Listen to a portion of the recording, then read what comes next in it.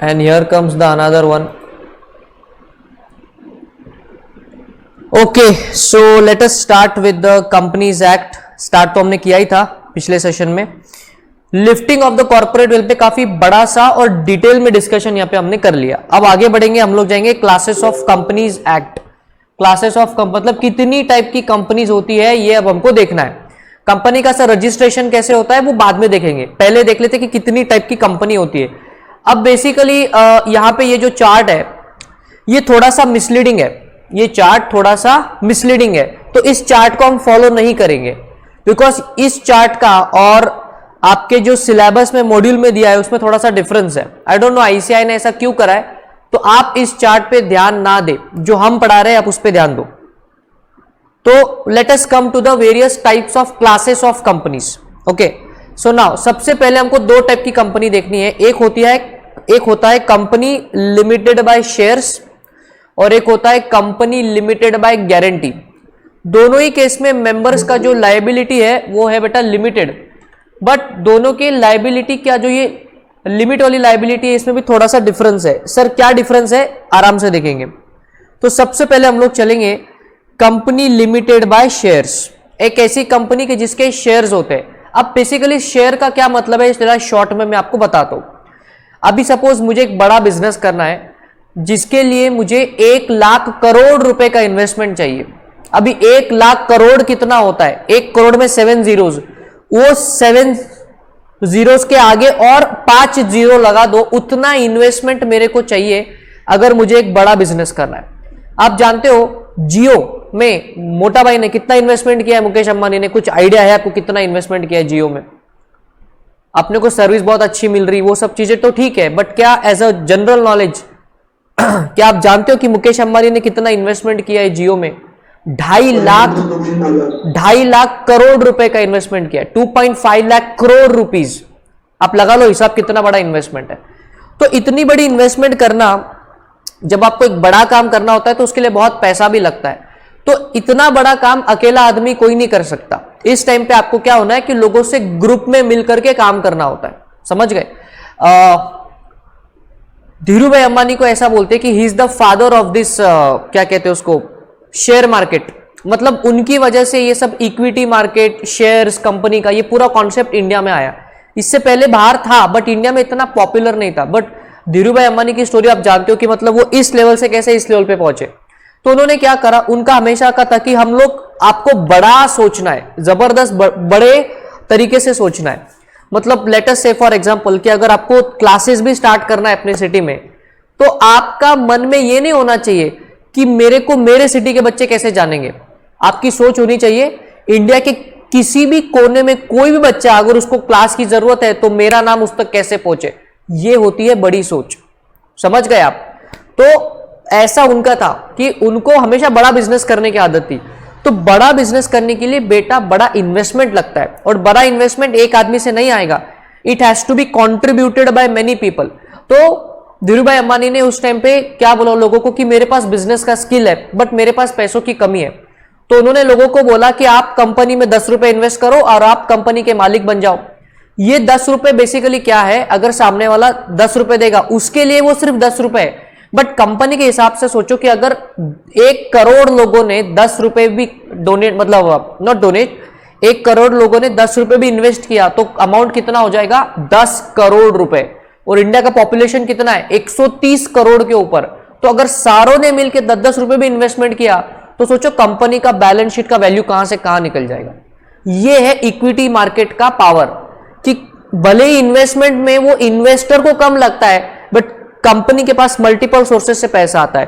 तो शेयर क्या होता है, कंपनी में स्टेक सेल होता है. बहुत ही सिंपल. जैसे सपोज मेरी कंपनी, मेरे को 1 लाख करोड़ रुपए की जरूरत है, तो मैंने क्या करा, मैंने मेरे कंपनी के शेयर्स मार्केट में बेचने के लिए निकाला. मैंने बोला कि आप मेरे कंपनी में 50 रुपीज का इन्वेस्टमेंट करो और आप कंपनी के मालिक बन जाओ.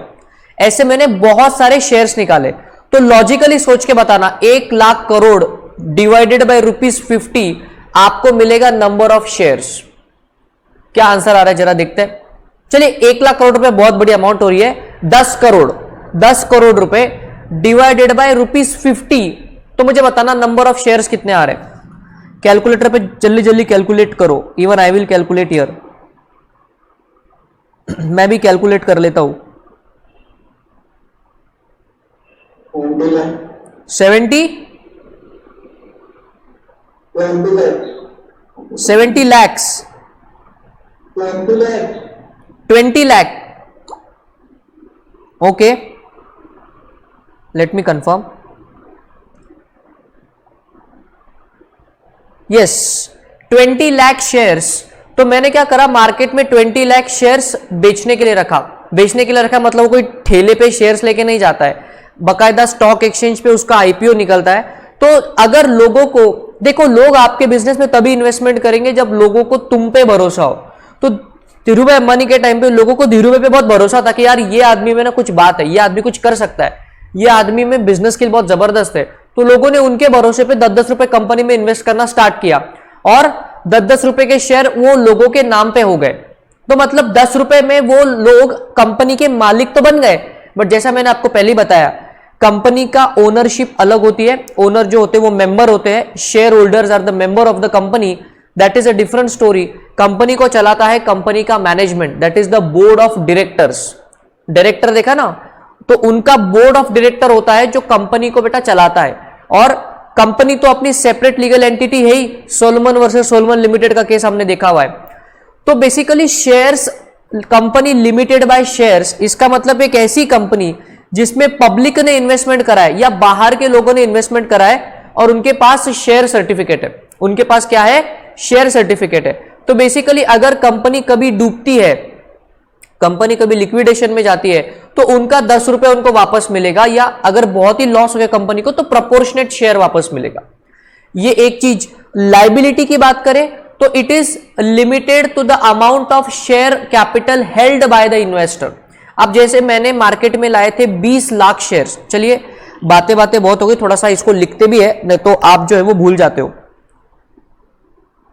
ये नंबर ऑफ शेयर्स है, 20 लाख शेयर्स इंटू ₹50 पर शेयर, तो हमारा टोटल इक्विटी कैपिटल कितना हो जाएगा, 10 करोड़ रुपए, ₹10 CR बराबर। अब लेट अस से फॉर एग्जांपल कि ऋषि ने कंपनी में 100 शेयर लिए, 100 शेयर्स, प्राप्ति ने 1000 शेयर्स लिए, ताबिश ने यहां पे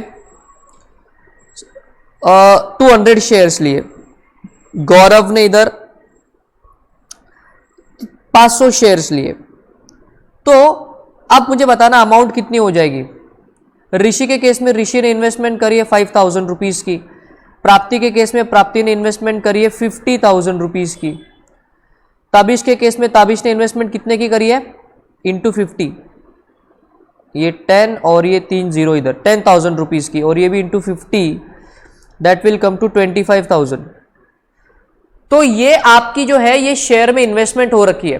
तो आपकी लायबिलिटी कितनी है, सिर्फ इतनी है, limited to the number of shares और the amount of share capital held by you. तो कंपनी लिमिटेड बाय शेयर्स में क्या होता है कि तुम्हारे पास जितने कंपनी के शेयर्स है उतनी तुम्हारी लायबिलिटी है। समझ जाना इस बात को, तुम्हारे पास जितना कंपनी का शेयर है उतनी तुम्हारी लायबिलिटी है। अब हमारे एग्जांपल में एक शेयर की कीमत कितनी है, 50 रुपीज। अब ये जो 50 रुपीज है ये मैं एज अ कंपनी आपसे इंस्टॉलमेंट्स में ले सकता हूं, हम उसको बोलते हैं कॉल्स ऑन शेयर्स। क्या आपको कॉल्स ऑन शेयर्स का कुछ नॉलेज है या नहीं, टेल मी।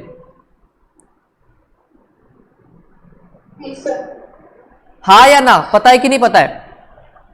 हाँ सर पता है। यस, तो भी मैं बता देता हूं क्योंकि कुछ ऐसे भी बच्चे कि जिनका ये सेक्रेटरी प्रैक्टिस एसपी का सब्जेक्ट नहीं होता, वो भी अभी इस वीडियो को देख रहे हैं यहां से, तो उनके लिए भी बता देता हूं।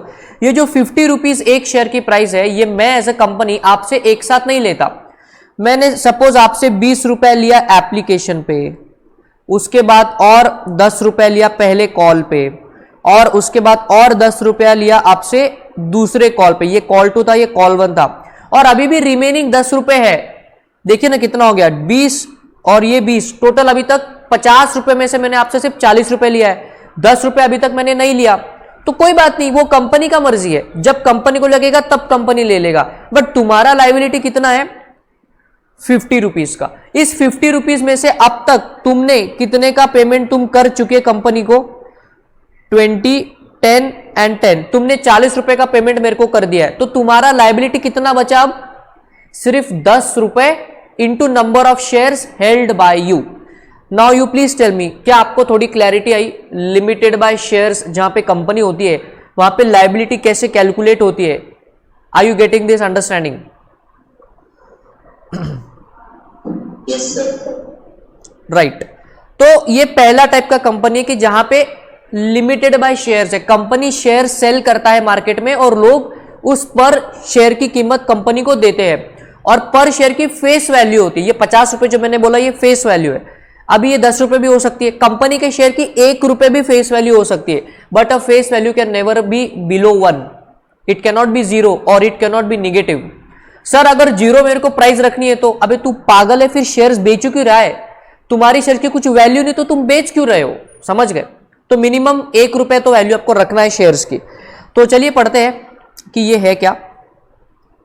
Section 2 subsection 22 of the companies act 2013 defines that when liability of the members of a company is limited by its memorandum of association to the amount of unpaid on the shares held by them, it is known as company limited by shares। हमारे example में आपके shares पे कितनी amount unpaid है? ₹10 पर share. ये क्या है? Unpaid amount, unpaid amount of shares. Unpaid amount of नहीं, proper word is unpaid amount on shares. तो हमारे एग्जांपल में आपकी लायबिलिटी कितनी है? 10 रुपए पर शेयर की है, बिकॉज अब तक आपने 40 रुपए तो मेरे को दे दिया, 10 रुपए आपसे आना बाकी है। तो सर वो कब देना है आपको? जब कंपनी बोलेगी तब। समझ गए? चलिए आगे पढ़ेंगे। It implies that the meeting of the company's debts, company's के डेट को रीपे करने के लिए द शेयर होल्डर में be called upon to contribute only to the extent of the amount which remains unpaid on the share holdings. His separate property can not be encompassed to meet the company's debt. Company का debt, debt का मतलब होता है loan. यहां पे ऐसा लिख लो, इसको अंडरलाइन करो, नहीं पता होता है तो कोई शर्म नहीं करने का, लिख लेने का, कोई दिक्कत नहीं है। Loan. You should never be shy. आपको कभी शर्म नहीं करनी कि यार मेरे को इतना सा वर्ड का मतलब नहीं पता। अरे जब मैं सीए कर रहा था मुझे तो कितने वर्ड्स का मतलब नहीं पता था, मैं बकायदा डायरी लेके बैठता था। ऐसा नहीं था कि I was not from an English background, I am a Canossian, but still कभी कभी इंग्लिश में दिक्कत होती है। स्टिल कभी कभी, जैसे ऑडिट में आप ऑडिट सब्जेक्ट पढ़ोगे, उधर बहुत बार ऐसे जबरदस्त अफलातून वर्ड आते हैं कि आपको नहीं समझ में आता है। बेस्ट आपके ये स्मार्टफोन तुम्हारे साथ है ना, उसका डिक्शनरी ओपन करने का, वर्ड का मीनिंग देखने का, अंडरलाइन करने का, चुपचाप लिख लेने का। खुद को सुपरमैन नहीं समझना है आपने। वर्ड का मीनिंग लिखने से दिमाग में क्लैरिटी आ जाती है। So you have to follow this. तो कंपनी का डेट मतलब कंपनी का लोन। तो कंपनी का लोन रीपे करने के लिए अगर कंपनी अपने शेयर होल्डर से पैसा मंगा सकता है तो कितना मंगा सकता है? जितना उसका शेयर पे अमाउंट अनपेड है। तो हमारे एग्जांपल में आपका अमाउंट कितना अनपेड है? 10 रुपए पर शेयर। तो अगर मेरी कंपनी को अपना लोन रिपेमेंट करना है तो मैं अपने शेयर होल्डर से सिर्फ कितना अमाउंट डिमांड कर सकता हूं? 10 रुपए पर शेयर। तो आपके एग्जांपल में ऋषि की लायबिलिटी कितनी हो जाएगी? ऋषि की लायबिलिटी कितनी हो जाएगी हमारे केस में? ₹10 इंटू 100। प्राप्ति के केस में ₹10 into 1000 and accordingly this would be the unpaid liability for which you would be liable. देखिए इधर, it may be worthwhile to know that though a shareholder is the co-owner of the company, he is not a co-owner of the company's asset। मतलब तुम भले ही मेरे company के ownership है तुम्हारे पास, but company की एसेट कंपनी के नाम की होती है। जैसे सपोज हमारे कंपनी का नाम है अफलातून प्राइवेट लिमिटेड। अब इस कंपनी में तुम सबने शेयर ले रखे, तो भले ही तुम कंपनी के ओनर हो, मैं भी कंपनी का owner, because I am also a member of the company. But अगर ये स्मार्टफोन अगर मैंने अफलातून प्राइवेट लिमिटेड के नाम का लिया है तो ये एसेट तुम्हारी नहीं है, ये एसेट कंपनी की है। कॉन्सेप्ट भूलना नहीं है। Separate legal entity, Solomon versus Solomon limited, ये प्रॉपर्टी कंपनी की है। तुम भले ही ओनर कंपनी के हो, प्रॉपर्टी के नहीं हो, प्रॉपर्टी कंपनी के नाम की है। Company is a separate legal entity, separate judicial person. इस चीज को आपने नहीं भूलना है। बस वही सब बातें यहां पे लिखी हुई है। So this was all with the company limited by shares. तो इसमें मोटा मोटी क्या ध्यान रखना है, कंपनी लिमिटेड बाय शेयर्स में आपकी लायबिलिटी लिमिटेड होती है up to the amount unpaid on the shares, बराबर। ये अनपेड अमाउंट जो ये कंपनी कभी भी बुला सकता है और आपको वो पैसा पेमेंट करना पड़ेगा। ओके। और भले ही तुम ओनर होते हो कंपनी के जब तुम शेयर लेते हो, बट स्टिल ये ओनरशिप आपकी सिर्फ शेयर्स तक लिमिटेड है। एसेट्स पे तुम्हारा कोई अधिकार नहीं है, एसेट्स पे बेटा कंपनी का अधिकार है। Solomon versus Solomon limited, separate legal entity. अगला concept, company limited by guarantee. अब ये कुछ अलग टाइप की कंपनी है। यहां पे कंपनी लिमिटेड बाय गारंटी में एक ऐसी कंपनी होती है जहां पे शेयर होल्डर होते हैं, लोग इन्वेस्टमेंट करते हैं। मतलब यहां भी बकायदा आप क्या करोगे, शेयर्स लेते हो कंपनी के ओनर बनने के लिए, बट तुम्हारी लायबिलिटी ये शेयर से रिलेटेड नहीं है। तुम्हारी लायबिलिटी अब तुम्हारे जुबान की है। तुम गारंटी देते हो, बिकॉज नाम है ना कंपनी लिमिटेड बाय गारंटी। और ये कंपनी लिमिटेड बाय शेयर्स है कि कंपनी लिमिटेड बाय गारंटी है, कहां से पता चलेगा, मेमोरेंडम ऑफ एसोसिएशन से। कहां से पता चलेगा, अभी के लिए सिर्फ इतना याद रखो, मेमोरेंडम ऑफ एसोसिएशन से। कंपनी के दो दिल है, एक मेमोरेंडम ऑफ एसोसिएशन और एक article of association. Memorandum of association is the base of the company, it is for the outside world, and article of association is internal rules and regulation of the company. अभी के लिए इतना समझो, मैंने अभी तक समझाया नहीं कि मेमोरेंडम और आर्टिकल क्या होता है, because that is coming later on in the chapter. अभी सिर्फ हम समझ रहे इतना। तो ये तुम्हारे मेमोरेंडम में लिखा होता है कि तुम्हारी कंपनी लिमिटेड बाय शेयर्स है कि तुम्हारी कंपनी लिमिटेड बाय गारंटी है। तो अगर तुम्हारे मेमोरेंडम में लिखा है कि तुम्हारी कंपनी लिमिटेड बाय गारंटी है, इस केस में एवरी मेंबर ने कंपनी को गारंटी दिया है अपने हिसाब से। जैसे अभी लेट अस से फॉर एग्जांपल अपना अफलातून private limited is a company limited by guarantee. अब इसमें आप और मैं, हम सब लोग मेंबर है, तो हम सब ने गारंटी दी है। मैंने गारंटी दी कि मैं 1 लाख रुपए कंपनी को दूंगा, ये मेरी गारंटी है। तो मैं लायबिलिटी होती है 1 लाख रुपए की। वहां पे कुछ ने बोला कि मैं कंपनी को 5 लाख रुपए की गारंटी देता हूं कि जब कभी कंपनी को जरूरत पड़ेगी मैं 5 लाख रुपए कंपनी को दूंगा, ये मैंने गारंटी लिख के दिया। ऐसा कुछ ने बोला, तो कुछ की लायबिलिटी कितनी है, 5 लाख रुपीस की। तो जितनी गारंटी मेंबर देता है उसी के लिए वो लायबल होता है, इसलिए उसको क्या कहते हैं, company limited by guarantee. Your liability is limited up to the amount of guarantee given by the member of the company.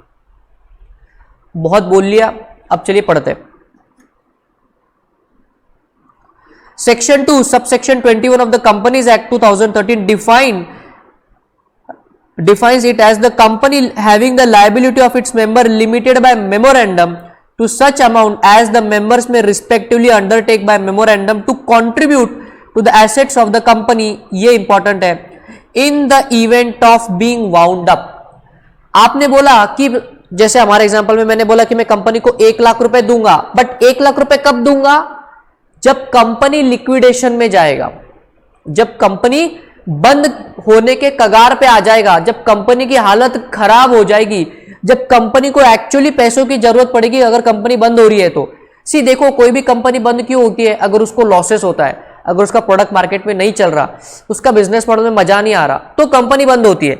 इस केस में उस कंपनी को मदद करने के लिए only in the event of winding up आप गारंटी का पैसा देने के लिए लायबल होते हो। अगर कंपनी कभी बंद ही नहीं हुई आपके लाइफ टाइम में, जब से आपने कंपनी का मेंबरशिप लिया और आप जब मरे, इसके बीच अगर कंपनी कभी लिक्विडेशन में गई ही नहीं, तो आप पे लायबिलिटी कभी आएगी ही नहीं। इस बात का ध्यान रख लेना, बिकॉज डेफिनेशन में लिखा है आपकी liability is limited to the amount of guarantee given by you means the member of the company, only in the event of winding up of the company. उसके पहले बिल्कुल भी नहीं, आपसे कंपनी डिमांड भी नहीं कर सकता, लीगली अलाउड ही नहीं है उसको। क्यों सर, बेटा डेफिनेशन में वैसा लिखा हुआ है। चलिए आगे पढ़ेंगे। 10 the liability of the member of a guarantee company is limited up to a stipulated sum mention in the memorandum. और ये तुम्हारा ओरली बोल के नहीं चलेगा कि हाँ चलो हाँ 1 लाख रुपए दे दूंगा मैं, ऐसा हवे में बात करके नहीं चलेगा।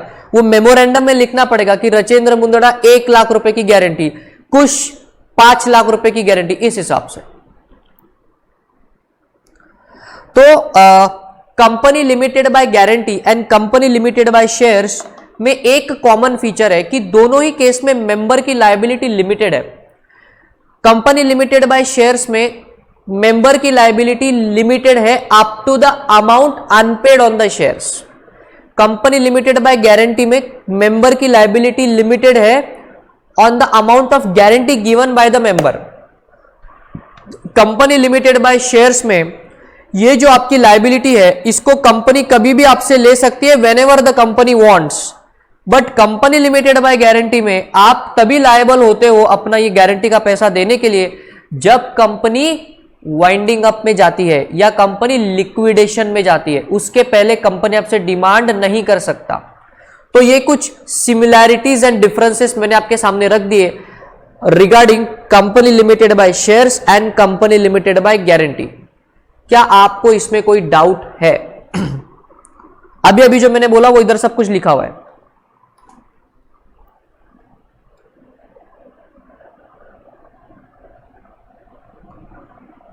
Tell me if you have any doubt.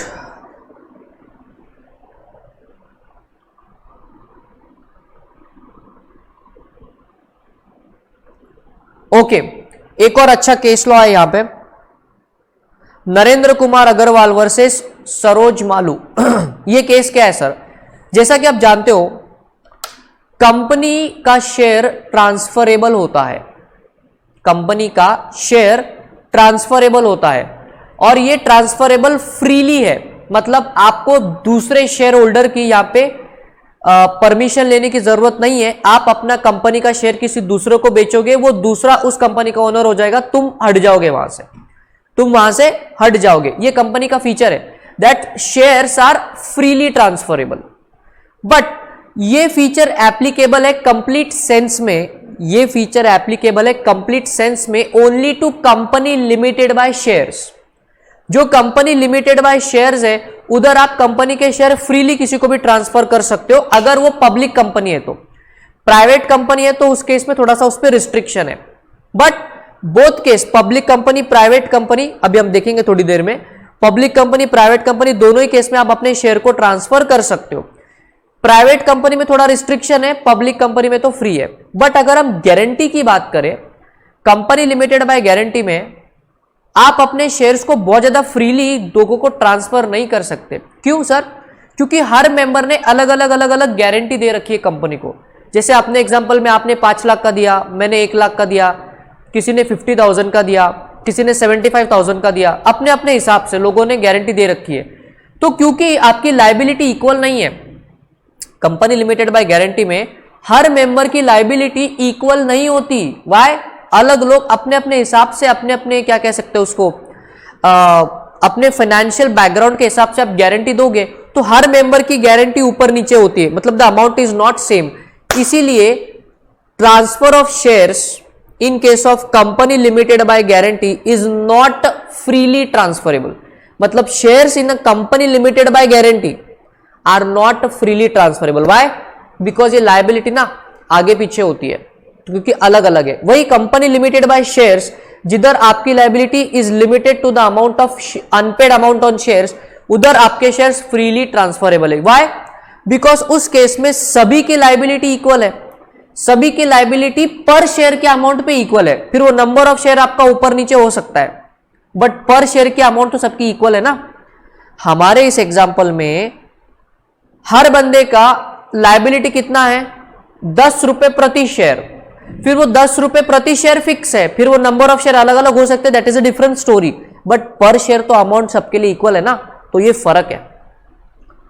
तो ये थोड़ा कुछ points of similarities and differences है company limited by guarantee and company limited by shares. क्या आपको ये चीज समझ में आ गई? Yes sir. अभी ये तो देख ली 2 टाइप की लिमिटेड कंपनी। अब एक ऐसी कंपनी होती है जो क्या कह सकते हो उसको, अनलिमिटेड कंपनी। देखो इधर अनलिमिटेड कंपनी, मस्त डेफिनेशन है of the Companies Act defines unlimited company as a company not having any limit on the liability of its member. In such a company, the liability of the member ceases when he ceases to be a member. मतलब partnership के जैसा है, तुम्हारे घर आके तुम्हारी property को बेच के पैसा वसूल कर सकते हैं, बिकॉज लिमिटेड लाइबिलिटी नहीं है, नाम ही है अनलिमिटेड कंपनी। मतलब इसमें जो मेंबर बनता है उसने खुद को बेच दिया है कंपनी को, उसका अपना कुछ भी नहीं है, उसकी लायबिलिटी पूरी अनलिमिटेड है। मतलब कंपनी को लॉस हुआ, कंपनी लिक्विडेशन में गई, तो ये भाई को घर बेच के पैसा देना होगा कंपनी को। वाई? लायबिलिटी अनलिमिटेड है। Limited by guarantee and limited by shares में सबसे बड़ा बेनिफिट क्या था कि तुम्हारी लायबिलिटी एक फिक्स्ड अमाउंट के लिए लिमिटेड है, उसके ऊपर तुम्हारे पे आंच नहीं आएगी। बट इधर तुमको पूरा लूटा जा सकता है, मतलब इन द सेंस पैसा पूरा तुम्हारा लग सकता है, पर्सनल वाला भी। अगर पैसा तुम्हारा कम पड़ गया, तुम्हारे घर में आके घर में घुस के पैसे लेके जाएंगे तुमसे। वाई? Unlimited company. चलिए पढ़ेंगे, बड़ा मजेदार सेक्शन है, इंटरेस्टिंग सा कॉन्सेप्ट है। The liability of each member extends to the whole amount of the company's debts and liability, but will be entitled to claim contribution from other member. In case the company has share capital, the article of association must state the amount of share capital and the amount of each share. So long as the company is going concern, the liability on the share is only liability which can be enforced by the company. The creditor can institute proceedings. Institute proceeding मतलब मुकदमा ठोक सकता है। कौन? Creditor of the company. But किस पे? देखते हैं। For winding up of the company for their claims, the official liquidator may call the member for their contribution towards the liability and debts of the company, which can be unlimited. एक बहुत ही simple सी बात है, unlimited company है but उसमें भी share capital हो सकता है। तो देखिए अनलिमिटेड कंपनी है बट अगर उसमें शेयर कैपिटल है, स्टिल आपकी लायबिलिटी अनलिमिटेड है। समझ गए आप? मतलब अगर उसका शेयर 50 रुपए का है तो आपने अभी तक 40 रुपए दिया है, तो आपकी लायबिलिटी सिर्फ 10 रुपए तक नहीं है, because company he unlimited company है। तो तुम्हारी लायबिलिटी 50 करोड़ भी आ सकती है, बट इतना नहीं आता है प्रैक्टिकल लाइफ में, बिकॉज वो होता है ना, तरबूज कटेगा तो सब में बटेगा। तो जितने भी मेंबर है सबको इक्वली कंट्रीब्यूट करना पड़ता है, बट कितना कंट्रीब्यूट करना पड़ेगा ये फिक्स नहीं है, because that depends upon the liability of the company. समझ गए बात? हाँ, कंपनी के पास अगर पैसा है तो कंपनी खुद ही उसको भर देगा, फिर वो उस केस में आप पे आंच नहीं आएगी।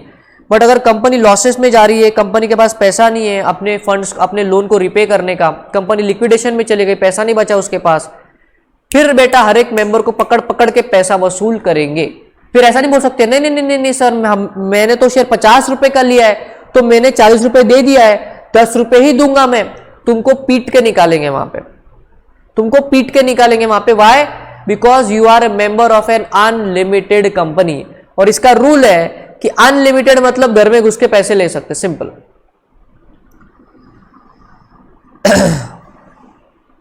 Are you understanding the concept of unlimited company? जो ऊपर लिखा है बस उसी का डायग्रामेटिक रिप्रेजेंटेशन यहां पे दिया है, बहुत ही सिंपल।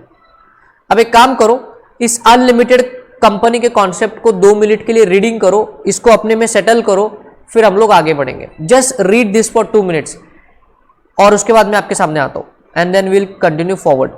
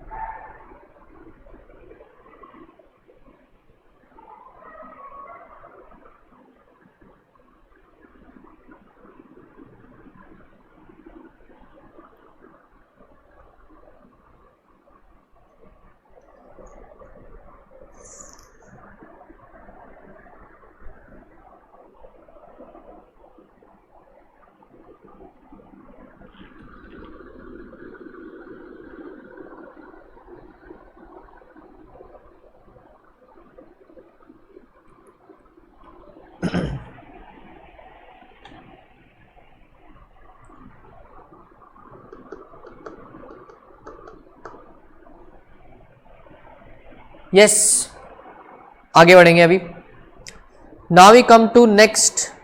अभी मेंबर्स के हिसाब से अभी तक का जो क्लासिफिकेशन देखा वो किस पे बेस्ड था? Based on liability. ये देखिए एक एक पॉइंट को क्लियर करेंगे और लास्ट में हम क्या करेंगे, बड़ा सा चार्ट ड्रॉ कर लेंगे। अभी तक जो कंपनी देखी वो लायबिलिटी के ऊपर से हमने डिवाइड करा, unlimited, limited by guarantee and limited by shares. अब नंबर ऑफ मेंबर्स के हिसाब से कंपनी के और कैटेगराइजेशन है, नंबर ऑफ मेंबर्स के हिसाब से कंपनी के और भी कैटेगराइजेशन है। तो उसमें सबसे पहले we will go and see private limited company. फटाफट से इस पार्ट पे आ जाना, we will go and see 5.11 पे आ जाना। इस पार्ट पे we will go and see the private limited company. What is the definition of a private limited company?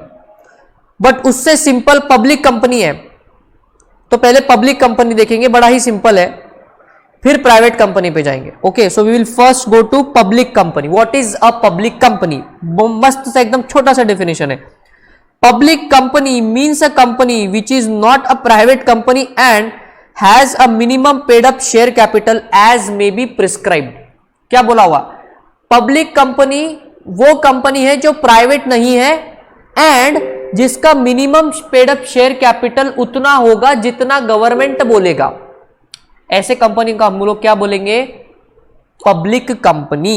एक बार फिर से रिपीट करेंगे, पब्लिक कंपनी कौन सी कंपनी? एक ऐसी कंपनी जो कि प्राइवेट कंपनी नहीं है एंड जिसका minimum paid up share capital कितना है जो गवर्नमेंट डिसाइड करेगा, एज मे बी प्रिस्क्राइब्ड।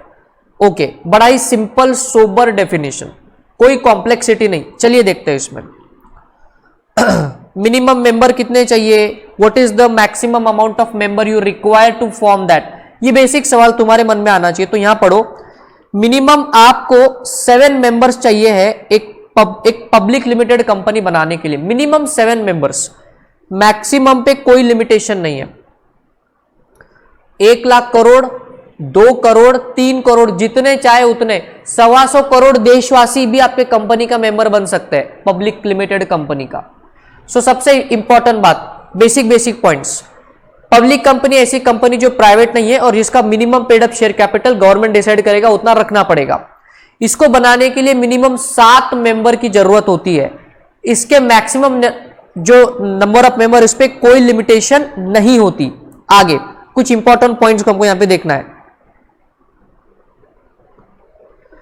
ये प्राइवेट कंपनी नहीं है बिकॉज इसके आर्टिकल ऑफ एसोसिएशन वैसा नहीं कहता। सर आर्टिकल ऑफ एसोसिएशन बीच में क्यों आ रहा है? ये जब हम प्राइवेट कंपनी पे जाएंगे तो हम उसको देख लेंगे, अभी के लिए इतना समझो। इसके शेयर्स फ्रीली ट्रांसफरेबल होते। आप ऐसा जाके किसी को भी बेचो, आप जाके मुकेश अंबानी को भी कोई भी कंपनी के शेयर जाके बेच सकते हो। ए मुकेश भाई प्लीज यार ये शेयर ले लेना, मेरे पास पड़े हैं, मेरे को ऐसा मतलब बहुत पैसे का नीड है, तो तुम मेरा शेयर ले लो ना। तो मुकेश भाई अगर मान गए तो आप क्या कर सकते हो, अपने शेयर मुकेश अंबानी को भी बेच सकते हो। इतना फ्रीली ट्रांसफरेबल होता है। No minimum paid up capital requirement, government ने हटा दिया। डेफिनेशन में डाला है बट गवर्नमेंट ने हटा दिया। कोई minimum paid up share capital की यहां पे जरूरत नहीं है। एक सिंपल सी बात है। Subsidiary company, subsidiary of a public company is deemed to be a public company. बेटा देखो, सब्सिडियरी कंपनी का मतलब क्या है? एक ऐसी कंपनी जिसकी कोई पेरेंट कंपनी है। लेट अस से फॉर एग्जांपल हमारी कंपनी थी अफलातून लिमिटेड, अब मैंने प्राइवेट वर्ड इसमें से हटा दिया। व्हाई? बिकॉज प्राइवेट लिमिटेड में प्राइवेट वर्ड आना चाहिए। जहां पे सिर्फ लिमिटेड है इसका मतलब वो एक पब्लिक लिमिटेड कंपनी है। तो अगर हमारी अफलातून लिमिटेड कंपनी है और हमने एक और कंपनी बनाई नीचे XYZ लिमिटेड, इस XYZ लिमिटेड के मैक्सिमम शेयर हमारे कंपनी के पास है। XYZ लिमिटेड के मैक्सिमम शेयर अफलातून लिमिटेड कंपनी के पास है। तो हम क्या बोलेंगे? XYZ लिमिटेड का मैक्सिमम ओनरशिप किसके पास है? किसके पास है? अफलातून लिमिटेड के पास है। तो हम क्या बोलेंगे, XYZ limited is a subsidiary company of अफलातून लिमिटेड, और वी कैन से दैट अफलातून limited is a holding company of subsidy of XYZ limited. Drawing करके बताएंगे आपको। अफलातून लिमिटेड और ये है XYZ लिमिटेड। अफलातून लिमिटेड के पास इस कंपनी के शेयर्स है, लेट अस से फॉर एग्जांपल अफलातून के पास 52% शेयर कैपिटल XYZ लिमिटेड का अफलातून के पास है। तो हम इस केस में हम क्या बोलेंगे, अफलातून मतलब ये XYZ क्या है, इट इज सब्सिडियरी ऑफ अफलातून, और इसको क्या बोलेंगे, holding company of XYZ। Getting this point, getting this point. अभी इधर एक ट्विस्ट है, इधर एक छोटा सा ट्विस्ट लाता हूं मैं। अगर ये XYZ लिमिटेड ना होके अगर ऐसा होता XYZ, मतलब ये XYZ लिमिटेड नहीं, XYZ प्राइवेट लिमिटेड, अगर ऐसा नाम होता तो फिर क्या होता, ये भले ही इसके नाम में प्राइवेट है, बट क्योंकि इसकी पेरेंट कंपनी ये होल्डिंग कंपनी पब्लिक कंपनी है ना, इसमें तो कोई डाउट नहीं आपको। ऊपर से देखने में क्या लगता है, अफलातून लिमिटेड तो पब्लिक कंपनी है और XYZ limited private limited company है, ऐसा नेम से लगता है, बट एक्चुअल चीज क्या है, ऐसा लॉ ने क्या बोला कि यदि किसी सब्सिडियरी कंपनी की अगर होल्डिंग कंपनी अगर पब्लिक कंपनी है तो ये अज्यूम कर लिया जाएगा कि ये भी एक पब्लिक कंपनी है, भले उसके नाम में कुछ भी लिखा हो। इसको एक बार रिपीट करूंगा, अगर किसी सब्सिडियरी कंपनी की होल्डिंग कंपनी अगर पब्लिक लिमिटेड कंपनी है तो ये डीम मान लिया जाएगा कि ये सब्सिडियरी कंपनी भी एक पब्लिक लिमिटेड कंपनी है, फिर वो प्राइवेट हो या ना हो इससे कोई फर्क नहीं पड़ता, उसको अज्यूम कर लेंगे, it will be deem to be a public company. क्या ये क्राइटेरिया, ये रूल आपको समझ में आया? Yes, sir. Everybody, did you understand this rule? Simple बात है, अगर होल्डिंग कंपनी पब्लिक कंपनी है तो subsidiary company by default public company हो जाएगी, नहीं है तो मान लेंगे, अगर है तो कोई प्रॉब्लम ही नहीं है। फिर हमारे एग्जांपल में पहले XYZ लिमिटेड था तो वो पब्लिक है तो पब्लिक है, ठीक है, बट अगर XYZ प्राइवेट लिमिटेड है फिर भी उसको पब्लिक माना जाएगा। क्यों? क्योंकि उसकी होल्डिंग कंपनी पब्लिक कंपनी है। समझ गए क्या? गुड। तो ये कुछ स्पेशल बातें हैं यहां पे।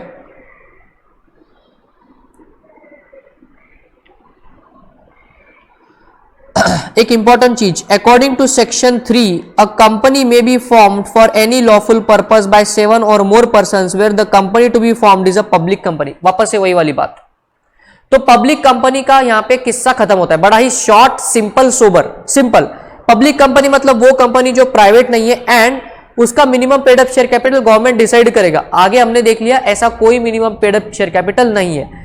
पब्लिक कंपनी बनाने के लिए मिनिमम तुमको 7 मेंबर चाहिए, मैक्सिमम पे कोई लिमिट नहीं है। अगर कोई सब्सिडरी कंपनी है किसी पब्लिक कंपनी की, मतलब अगर कोई सब्सिडरी कंपनी की होल्डिंग कंपनी पब्लिक कंपनी है तो सब्सिडरी कंपनी को भी बाय डिफॉल्ट पब्लिक कंपनी माना जाएगा। पब्लिक लिमिटेड कंपनी के शेयर्स जो होते हैं वो फ्रीली ट्रांसफरेबल होते हैं। बस इतना सा ही डिस्कशन है यहां पे।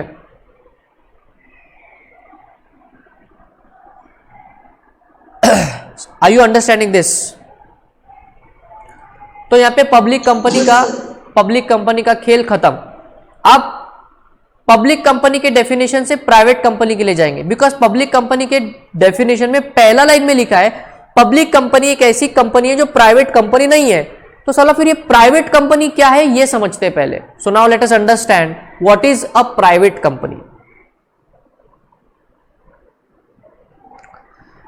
और किधर गया भाई?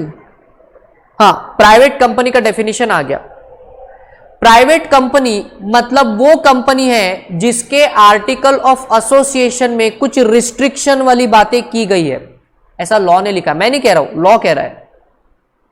प्राइवेट कंपनी मतलब वो कंपनी जिसके आर्टिकल ऑफ एसोसिएशन में कुछ रिस्ट्रिक्टिव क्लॉजेस को डाला गया है और इन रिस्ट्रिक्शंस की वजह से ये कंपनी प्राइवेट कंपनी का दर्जा इसको मिलता है। सिंपल भाषा में प्राइवेट कंपनी एक ऐसी कंपनी है या उस कंपनी को प्राइवेट कंपनी बोलेंगे जिसके आर्टिकल ऑफ एसोसिएशन में ये 1, 2, 3 वाले क्लॉजेस डले हुए हैं और इन रिस्ट्रिक्शंस की वजह से ये कंपनी को हम प्राइवेट कंपनी का दर्जा देते हैं। तो अब मेन बात यह है कि वो रिस्ट्रिक्शन वाली कौन सी ऐसी बातें हैं जो आर्टिकल ऑफ एसोसिएशन में लिखी जाती है कि जिसकी वजह से किसी कंपनी को प्राइवेट लिमिटेड कंपनी का दर्जा मिलता है। कॉन्सेप्ट समझ में आ रहा है? समझ में आ रहा है आपके कि सिर्फ नेम की वजह से प्राइवेट लिमिटेड कंपनी नहीं बनता कोई कंपनी, तुम्हारे आर्टिकल ऑफ एसोसिएशन में वो रिस्ट्रिक्टिव क्लॉजेस होने चाहिए। तो let us study those restrictive clauses. चलिए इसको पढ़ते भी है। Private company means a company having a minimum paid up share capital as may be prescribe and which by its articles, articles मतलब आर्टिकल ऑफ एसोसिएशन की बात हो रही है। चलो आपके अंडरस्टैंडिंग के लिए ना मैं लिख देता हूं यहां पे। मेरा एक्सपीरियंस कहता है कि बच्चे इसका गलत मतलब निकालते हैं, दे डोंट अंडरस्टैंड कि यहाँ पे आर्टिकल का मतलब आर्टिकल ऑफ एसोसिएशन। फिर कभी तो क्वेरी आती सर उधर आर्टिकल लिखा है, वो सीए कोर्स का आर्टिकलशिप का आर्टिकल है क्या? नहीं, आर्टिकल ऑफ एसोसिएशन की बात हो रही है वहां पे। ओके, अभी कौन से रिस्ट्रिक्टिव वाली बातें उसके आर्टिकल में लिखी होती है? सबसे पहला, restricts the right to transfer its shares. Public limited company में शेयर्स कैसे थे? Freely transferable. इधर कैसे है कि अगर तुमको किसी पब्लिक प्राइवेट लिमिटेड कंपनी के शेयर ट्रांसफर करने हैं तो it is not freely transferable, आपको दूसरे लोगों की परमिशन लेना पड़ेगा, दूसरे शेयर होल्डर की, बोर्ड ऑफ डायरेक्टर की, कुछ इस हिसाब से। नेक्स्ट, अभी के लिए इस क्लॉज को भूल जाओ, अभी के लिए इस क्लॉज को बाजू में रखते हैं। प्राइवेट लिमिटेड कंपनी में मैक्सिमम नंबर ऑफ मेंबर कितने हो सकते हैं? 200। मिनिमम नंबर ऑफ मेंबर कितने चाहिए? 2 member. Private limited company start करने के लिए आपको मिनिमम 2 मेंबर चाहिए और मैक्सिमम आप कितने मेंबर रख सकते हो प्राइवेट लिमिटेड कंपनी में? 200। अब ये जो मिनिमम 2 पर्सन का जो क्लॉज है ये 1 पर्सन कंपनी को अप्लाई नहीं होता। प्राइवेट लिमिटेड कंपनी में जनरल रूल क्या है? Minimum 2 members, maximum 200 members. ये जो मिनिमम 200 मेंबर का मिनिमम 2 मेंबर का जो क्लॉज है ये 1 पर्सन कंपनी को अप्लाई नहीं होता, because even 1 person company is a private limited company but उसके नाम में लिखा हुआ है 1 पर्सन, इसलिए उधर मिनिमम 2 का क्लॉज अप्लाई नहीं होता।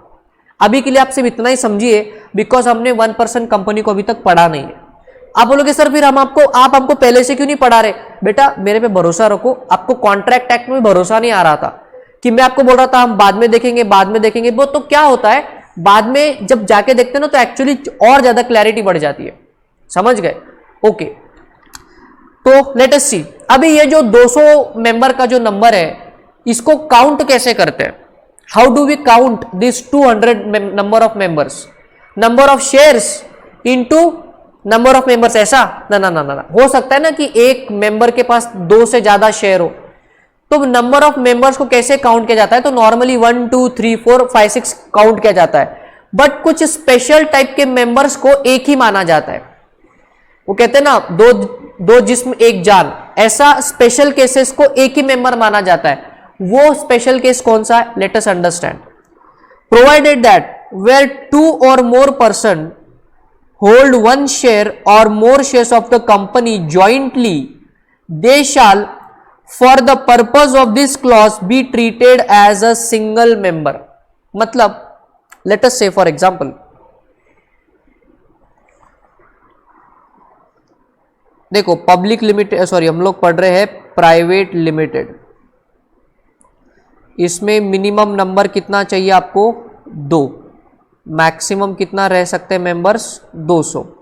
ये जो मिनिमम का क्लॉज है ये 1 पर्सन कंपनी को अप्लाई नहीं होता। ओके, अब ये जो 200 नंबर आपको काउंट करने हैं ये काउंटिंग कैसा करना है? अगर हर आदमी के अपने नाम पे इंडिविजुअल शेयर्स है तो उनको 1, 2, 3, 4 काउंट करेंगे। बट कुछ ऐसे लोग होते हैं जो जिनके ज्वाइंट नाम पे शेयर्स होते हैं, जैसे होता है ना बैंक में ज्वाइंट अकाउंट, आपके और आपके पापा का मिलके एक ही अकाउंट है, उसको बोलेंगे ज्वाइंट अकाउंट। उसी तरह से आपके और आपके पापा के मिलके नंबर ऑफ शेयर्स है। जैसे लेट अस से फॉर एग्जांपल मेरे और मेरे पापा के नाम पे 2 शेयर्स है, मेरे और मेरे पापा के नाम पे मिलके ज्वाइंटली 2 शेयर्स है। तो यहां पे हमको 2 अलग अलग मेंबर नहीं माना जाएगा, हमको एक ही मेंबर काउंट किया जाएगा। भले हमारे पास शेयर्स 2 है बट हमको मेंबर एक ही काउंट किया जाएगा। व्हाई? बिकॉज हमने वो शेयर ज्वाइंटली हेल्ड करे। ये कॉन्सेप्ट क्लियर हो गई आपको?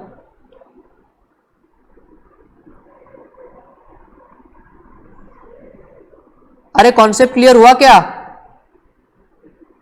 Yes, sir. Yes, sir. Will be counted as single member। ये एक बात और खत्म नहीं हुआ अभी, फर्दर प्रोवाइडेड, ये खत्म नहीं हुआ है अभी। Further provided that persons who are in the employment of the company and persons who have been formerly in the employment of the company were the members of the company while in that employment and have continued to be member after the employment ceased, बताऊंगा, shall not be included in the number of members। मस्त point है ये point क्या कहता है कि company के shares उसके एम्प्लॉय के पास भी तो हो सकते हैं, पास्ट एम्प्लॉइज प्रेजेंट एम्प्लॉइज, दोनों टाइप के एम्प्लॉइज। आप समझते हो ना एम्प्लॉय मतलब कौन होता है? मतलब इतनी सिंपल सी बात तो आप जानते हो, ऐसा आदमी जो कंपनी का एम्प्लॉय मतलब उधर काम करता है वो भी तो कंपनी का शेयर्स ले सकता है ना। ऐसा रिस्ट्रिक्शन थोड़ी है कि आप कंपनी का शेयर नहीं होगा आपके पास, हो सकता है। फिर इस केस में भले ही वो प्रेजेंट एम्प्लॉय हो या वो पास्ट एम्प्लॉय हो, जब वो एम्प्लॉय था तब उसके पास शेयर्स कंपनी के थे, आज वो काम छोड़ के जा चुका है बट स्टिल उसके पास कंपनी के शेयर्स है, तो वो हो गया पास्ट एम्प्लॉय मेंबर। और आज का मेंबर कौन? आज का एम्प्लॉय जो एम्प्लॉय भी है और मेंबर भी, तो दोनों टाइप के एम्प्लॉय मेंबर को हमने कवर कर लिया। Past employee member, present employee member, हम इनको 200 के काउंट में मेंबर ही काउंट नहीं करेंगे, हम इनको वो 200 के कैलकुलेशन में इनको मेंबर काउंट ही नहीं करेंगे। समझ गया रूल? आपको यहां पे लिख रहा हूं मैं, ये 200 का जब हम गिनती करेंगे ना, ये 200 की जब हम गिनती करेंगे तो सबसे पहले जॉइंट मेंबर को एक ही मेंबर मानेंगे and past employee member, past employee member and present employee member, मतलब वो कंपनी में काम भी करता है और उसके पास कंपनी के शेयर्स भी है। ये दोनों टाइप के लोगों को will not be counted, will not be counted as members, will not be counted as members. क्या आपको ये लॉजिक क्लियर हुआ? मतलब ये 200 मैक्सिमम है ना, तो ये मैक्सिमम ये मेंबर काउंटिंग में जॉइंट मेंबर को एक ही मेंबर पकड़ेंगे, पहली कंडीशन। और दूसरा condition past employee member and present employee member, इनको हम मेंबर बोल के काउंट नहीं करेंगे, मतलब ये काउंटिंग में आएंगे ही नहीं मेंबर के, तो उतना थोड़ा कंपनी को रिलीफ मिलता है। तो अभी तक के हमने 2 क्लॉजेस करे, अब तीसरा क्लॉज, तीसरा restriction, prohibits any invitation to public to subscribe for any securities of the company. Public company में वो कंपनी चिल्ला चिल्ला के पब्लिक को कहती कि आओ रे आओ बच्चों मेरे में पैसा इन्वेस्टमेंट करो, आओ रे आओ लोगों मेरे में पैसा इन्वेस्टमेंट करो। आप ऐसा लोगों को बोल सकते हो फ्रीली। कंपनी अपने आईपीओ का एडवर्टीजमेंट कर सकता है, पब्लिक कंपनी। प्राइवेट कंपनी में आप अपने शेयर्स को सब्सक्राइब करने के लिए लोगों को जाके नहीं बोल सकते, इट इज नॉट अलाउड, लिखा उधर, prohibits any invitation to public to subscribe for any securities of the company. अब इधर बड़ा इंपॉर्टेंट चीज है, ये वर्ड बड़ा डीप मीनिंग वाला है। Any kind of security, what are the various securities of the company?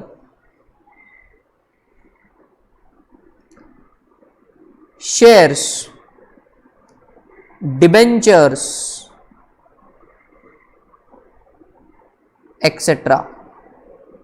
any kind of security, not only shares but private limited company का कोई भी सिक्योरिटी होगा, जैसे कि shares, debentures, preference share, redeemable, non redeemable, कोई भी type का security है, उसको पब्लिक को, हाँ पब्लिक खुद आके उसको सब्सक्राइब करे तो वो बात अलग है। ये अपने से एडवर्टीजमेंट नहीं कर सकते, ये खुद से इन्विटेशन नहीं दे सकते कि आओ हमारे कंपनी में इन्वेस्टमेंट कर लो, ऐसे ट्रैफिक सिग्नल पे उधर आप बांट रहे हैं, ऐसा नहीं चलेगा। This is not allowed in private limited company.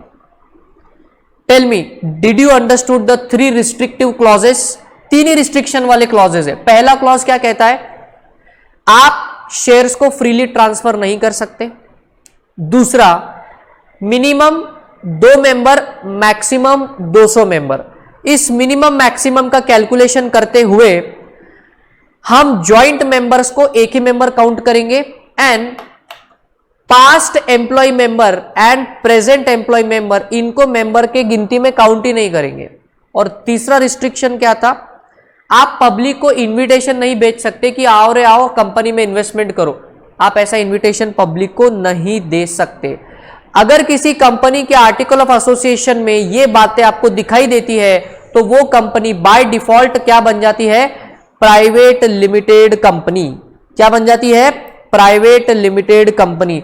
अब तुम्हारे मन में एक सवाल आएगा कि सर ये जो रिस्ट्रिक्शन आपने बोला ना कि मतलब this is A, this is B and this is C, ये मेन 3 रिस्ट्रिक्शन है। ए बी सी, ये मेन 3 रिस्ट्रिक्शन है। ये तीनों एक साथ होना जरूरी है या इनमें से कोई एक हुआ तो भी चलेगा, या एक साथ होना जरूरी है? द आंसर इज एक साथ होना जरूरी है। आंसर इज इस कंडीशंस का एक साथ होना जरूरी है, साइमल्टेनियसली पूरा की पूरा लिखा होना चाहिए, तभी हम बोलेंगे कि तुम्हारी कंपनी कैसी है? Private limited company. Tell me, अभी तक की कहानी समझ में आई? डिड यू अंडरस्टैंड अभी तक का कहानी? एवरीवन, सबको समझा?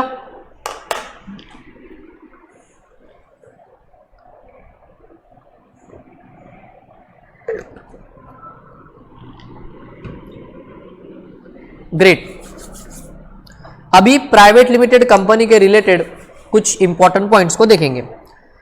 Minimum paid up share capital का कंडीशन हटा दिया। मिनिमम 2 मेंबर वो हमने देख लिया, बट ये 2 मेंबर का जो रिस्ट्रिक्शन है ये 1% कंपनी को एप्लीकेबल नहीं है। तो सर क्यों नहीं है, क्या लॉजिक है? जब ओपीसी देखेंगे तब देख लेंगे। आज से मैं 1% कंपनी को ओपीसी बुलाऊंगा, ध्यान रखना आपने। मैक्सिमम 200 मेंबर, उस 200 मेंबर में ज्वाइंट मेंबर्स को एक ही काउंट करेंगे एंड जो एम्प्लॉय मेंबर है पास्ट प्रेजेंट उनको मेंबर में काउंट ही नहीं करेंगे 200 का वो आंकड़ा गिनने के लिए। Right to transfer the shares are restricted, ये वही बातें वापस हम लोग पढ़ रहे। Prohibition on the invitation. Small company is a private limited company, OPC can be formed only as a private limited company.